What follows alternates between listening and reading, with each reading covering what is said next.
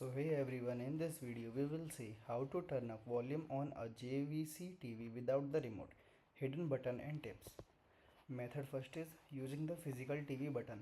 Locate the button on the bottom edge, back corner or side of your JVC TV. Identify the physical volume plus and minus button or combined volume check rocker switches. Adjust the volume by pressing the volume plus button to reach your desired level. Second method is using the TV power menu button. Locate the main button, typically found under the center or the side panel. Tap the power button once to open the basic on-screen menu. Tap the button repeatedly until the volume option is highlighted. Press and hold the power button to adjust the volume up or down. Third method is using a smartphone app. Ensure both smartphone and JVC TV are connected to the same Wi-Fi network.